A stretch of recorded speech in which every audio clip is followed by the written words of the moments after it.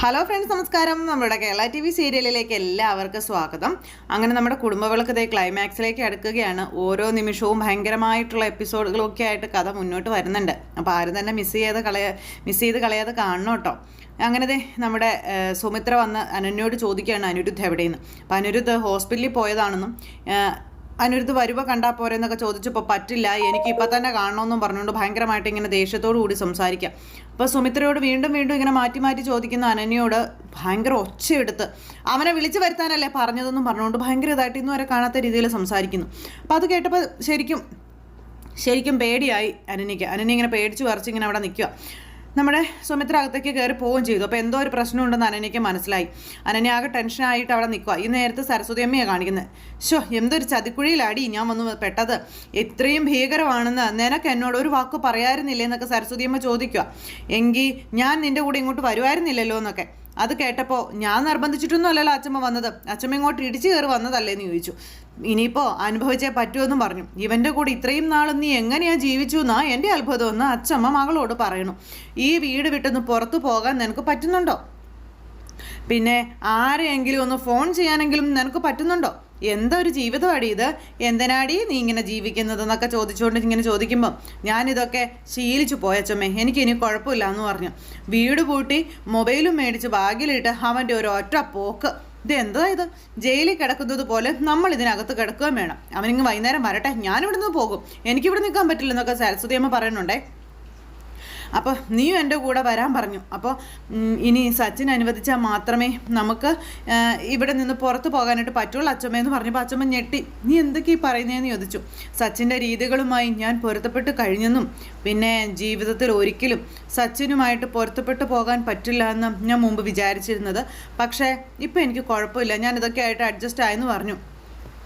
നീ ഈ ഒരു കാര്യങ്ങളെല്ലാം ഒന്ന് നേരത്തെ പറഞ്ഞിരുന്നെങ്കിൽ അപ്പം തന്നെ അവനെ പിടിച്ച് പോലീസിൽ ഏൽപ്പിക്കത്തില്ലായിരുന്നോടി എന്ന് ചോദിച്ചു. അവൻ്റെ ഈ സ്വഭാവത്തിനൊക്കെ മാറ്റം വന്നേനെന്നൊക്കെ പറഞ്ഞപ്പോൾ അതൊക്കെ കൂടുതൽ പ്രശ്നം ഉണ്ടാക്കും എന്നുള്ളത് കൊണ്ടാണ് ഞാൻ അന്നേരം അതൊന്നും ചെയ്യാതിരുന്നത്. അപ്പം അതൊക്കെ എല്ലാം വീട്ടിൽ പറയാമെന്ന് കരുതി. സച്ചിനെ ഉപേക്ഷിച്ച് പുതിയൊരു ജീവിതം തുടങ്ങാമെന്ന് ഞാൻ വിചാരിച്ചു എന്നൊക്കെ പറയുവാണ്. പക്ഷേ സ്വന്തം വീട്ടിൽ ആരും എന്നെ സപ്പോർട്ട് ചെയ്തില്ല എന്നൊക്കെ ശീതൾ ഇങ്ങനെ അച്ചമ്മയോട് പറയുക. എനിക്കൊരു സഹായത്തിന് ആരും ഉണ്ടായിരുന്നില്ല എന്നൊക്കെ പറഞ്ഞപ്പോൾ അച്ചമ്മയ്ക്ക് വിഷമമായി. സ്വന്തം സഹോദരൻ പോലും എന്നെ വിശ്വസിച്ചില്ലെന്നും സഹായിക്കാൻ മനസ്സ് കാണിച്ചില്ലെന്നും ശീതൾ അച്ചമ്മയോട് പറയണു.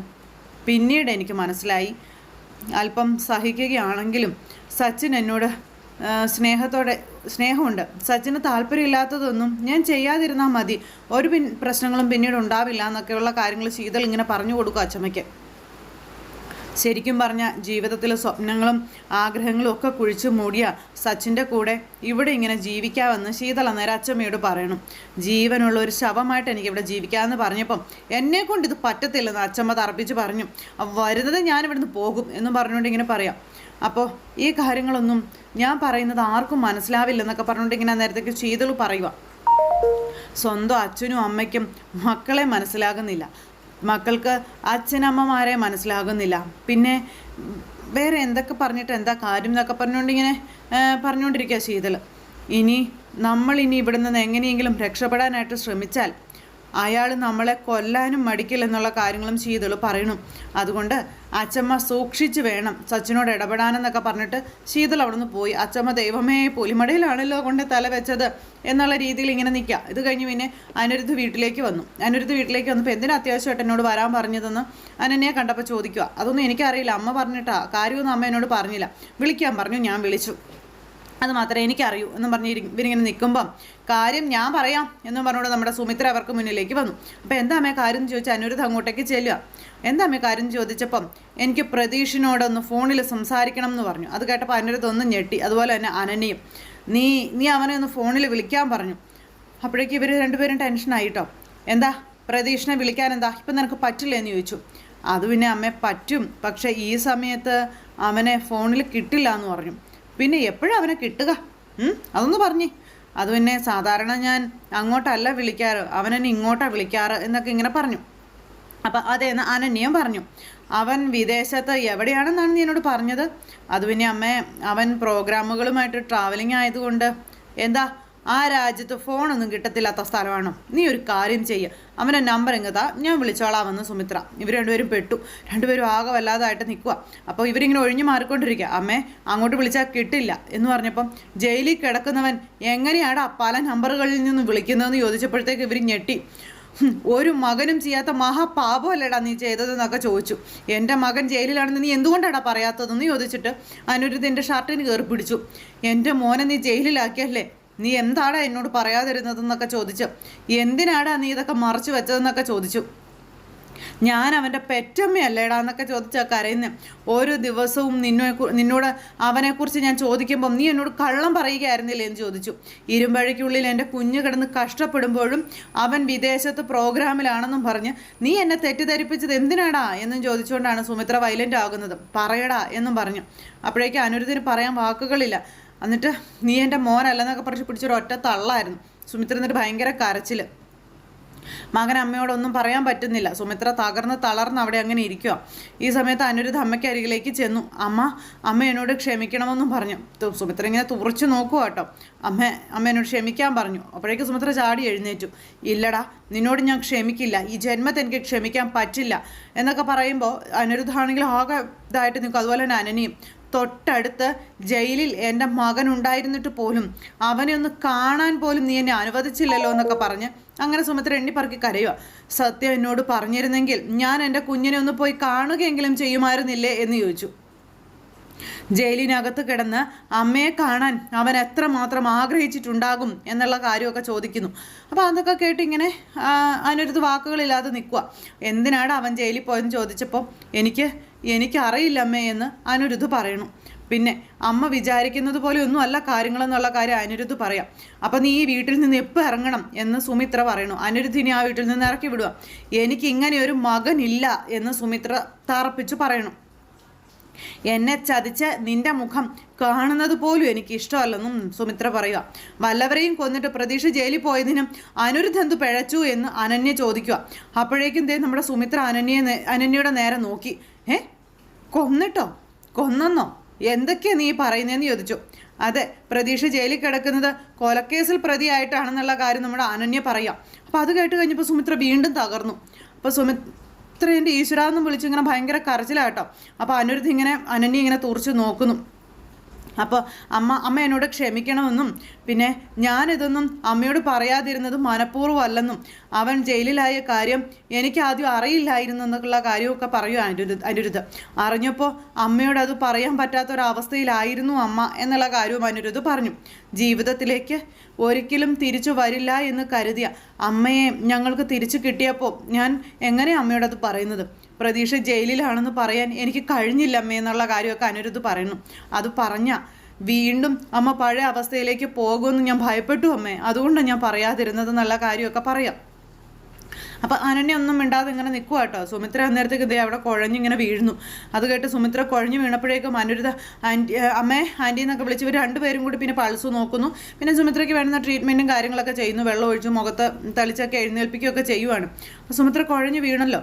അപ്പോഴത്തേക്കും പിന്നെ വെള്ളമൊക്കെ തളിച്ച് എഴുന്നേൽപ്പിച്ചു. സുമിത്ര വീണ്ടും അവിടെ ഇരുന്ന് കരച്ചിലങ്ങ് തുടങ്ങി. അപ്പോൾ അമ്മ ഇങ്ങനെ ടെൻഷൻ ആവല്ലേ എന്ന് അനിരുദ്ധ്. ഞാൻ അമ്മയോട് എല്ലാം പറയാം എന്ന് അനിരുദ്ധ് പറയുന്നു. അപ്പോൾ എനിക്കിതൊന്നും സഹിക്കാൻ പറ്റണില്ല എന്നും പറഞ്ഞുകൊണ്ടാണ് നമ്മുടെ സുമിത്ര കരയുന്നത്. എൻ്റെ മോൻ ജയിലിൽ കിടക്കുന്ന കാര്യം എനിക്ക് ഓർക്കാൻ പോലും പറ്റുന്നില്ലെന്നൊക്കെ പറഞ്ഞുകൊണ്ട് സുമിത്ര ഇങ്ങനെ ഭയങ്കര കരച്ചിൽ. അങ്ങനെ സുമിത്ര കരയുമ്പോൾ അമ്മേ എന്നും പറഞ്ഞുകൊണ്ട് അനിരുദ്ധ് ഇങ്ങനെ അമ്മയെ സമാധാനിപ്പിക്കുക. ഇനിയിപ്പോൾ കഥകളൊക്കെ അറിയണമല്ലോ അനിരുദ്ധ്, എനിക്കെൻ്റെ പ്രതീക്ഷനെ കാണണം, കണ്ടേ പറ്റൂ എന്ന് പറഞ്ഞു. അപ്പോൾ ഇപ്പോൾ അമ്മ പ്രതീക്ഷനെ കണ്ട എല്ലാം തൊലയും, പ്രതീക്ഷ സത്യങ്ങളൊക്കെ പറയുമോ എന്ന് അനന്യയ്ക്ക് ടെൻഷനായി. സ്വരമോള് പ്രതീഷിൻ്റെ മകളാണെന്ന് എല്ലാവരും അറിയുന്നത് എനിക്ക് ആലോചിക്കാൻ കൂടി പറ്റുന്നില്ലെന്നൊക്കെ അനന്യ ഇങ്ങനെ അവിടെ നിന്ന് ചിന്തിക്കുക കേട്ടോ. അനിരുദ്ധ് ഇപ്പം എന്ത് ചെയ്യും?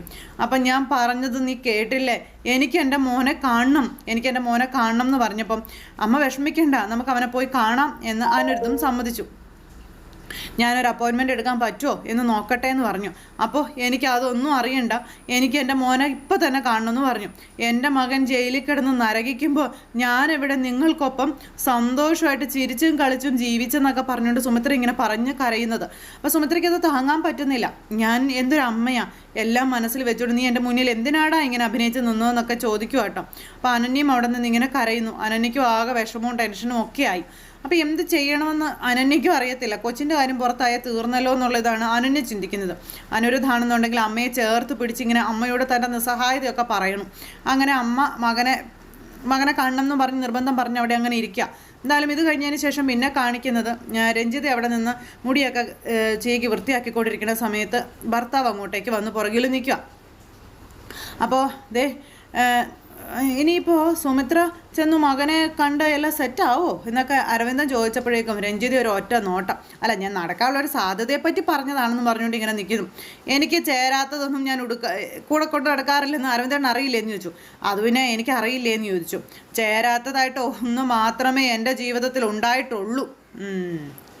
അത് ഞാനല്ലേ, അതിന് എന്തായാലും ഇനി മാറ്റാനൊന്നും പറ്റത്തില്ലല്ലോ, അപ്പോൾ മാറ്റണോ എന്ന് ചോദിച്ചപ്പോൾ വേണ്ടാന്ന് പറഞ്ഞു. വേണമെങ്കിൽ ഞാൻ മാറ്റാം എന്ന് രഞ്ജിത. ഞാൻ വെറുതെ ഒരു തമാശ പറഞ്ഞതാ എന്നും പറഞ്ഞു അരവിന്ദൻ. അല്ല, രഞ്ജി എങ്ങോട്ട് പോവുക എന്ന് ചോദിച്ചപ്പം ജയിലിലേക്കാണ് പോണേന്ന് പറഞ്ഞു. ജയിലിലേക്കോ? അല്ല, ജയിലിലേക്ക് എന്തിനാ പോകണമെന്ന് ചോദിച്ചു. പിന്നാലെ ചെന്നു.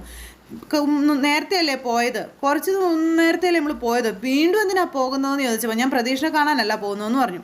അപ്പോൾ എന്തിനാന്ന് ചോദിച്ചപ്പോൾ സുമിത്രയെ കാണാനാണെന്ന് പറഞ്ഞു. അവൾക്ക് വേണ്ടി അപ്പോയിൻമെൻ്റ് എടുത്തത് മറന്നോ എന്ന് ചോദിച്ചു. അപ്പോൾ അങ്ങനെ ഇപ്പം എനിക്ക് കാര്യങ്ങൾ ഏകദേശം മനസ്സിലായി എന്നും പറഞ്ഞ് ഇയാളിങ്ങനെ നിൽക്കും. എൻ്റെ രഞ്ജുവിന് ഇന്ന് ഏറ്റവും കൂടുതൽ സന്തോഷം കിട്ടുന്ന ഒരു ദിവസമായിരിക്കും, അത് ഉറപ്പാണ് എന്നൊക്കെ പറയുന്ന സമയം പുള്ളിക്കാരി ചിരിച്ചോണ്ടിരിക്കുക. എൻ്റെ ആറ്റുകാല അമ്മച്ചിയും ഇത് പൊളിക്കും എന്നൊക്കെ പറഞ്ഞ് ഇയാൾ പറഞ്ഞു. സ്വന്തം മകനെ ആദ്യമായി ജയിലിൽ സുമിത്ര കാണാൻ വരുമ്പം അവിടെ വെച്ച് എന്നെ കാണുമെന്ന് അവൾ തീരെ പ്രതീക്ഷിക്കില്ല എന്നൊക്കെ പറഞ്ഞപ്പം അത് കറക്റ്റാണെന്ന് അരവിന്ദൻ.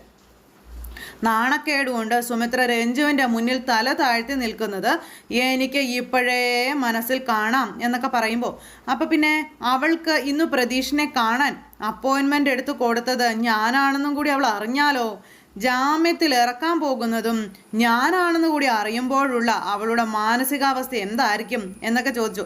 തകർന്ന് തരിപ്പണമായി പോകും, അല്ലാതെ എന്ത് ചെയ്യാനാണെന്ന് അരവിന്ദൻ്റെ ഒരു സപ്പോർട്ടും കൂടി. എൻ്റെ രഞ്ജു എന്തൊരു കണക്കുകൂട്ടല ഇത് എന്നൊക്കെ പറഞ്ഞ് ഇതെന്നെ സമ്മതിച്ചെന്നൊക്കെ ഭർത്താവ് പറയണം.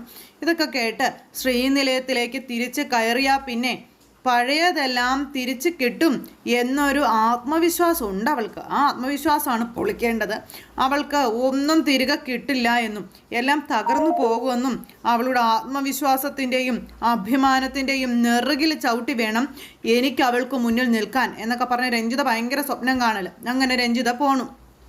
എന്നാലും ഈ രഞ്ജുവിൻ്റെ ഒരു ബുദ്ധി എന്ന് പറഞ്ഞുകൊണ്ട് ആശാൻ അവിടെ നിൽക്കുന്നു. ഇത് കഴിഞ്ഞ് പിന്നെ കാണിക്കുന്ന സുമിത്ര കേട്ടോ. സുമിത്ര ഇങ്ങനെ അവിടെ വിഷമിച്ചിരിക്കുന്നു. അപ്പോഴേക്കും അനിരുദ്ധ അങ്ങോട്ടേക്ക് വന്നു. അനിരുദ്ധ വന്നിട്ട് അമ്മയോട് പറയുവാണ്, അമ്മേ ഇക്കാര്യങ്ങളൊന്നും അമ്മയോട് മറച്ചു വെക്കണമെന്ന് ഞാൻ ഒരിക്കലും ആഗ്രഹിച്ചതല്ല എന്നൊക്കെ പറഞ്ഞു. പിന്നെ അമ്മ അങ്ങനെയൊക്കെ സംഭവിച്ചു പോയി, സാഹചര്യങ്ങൾ കൊണ്ട് പറ്റിപ്പോയതാണെന്നൊക്കെ പറയുന്നു അനിരുദ്ധ അമ്മയോട്.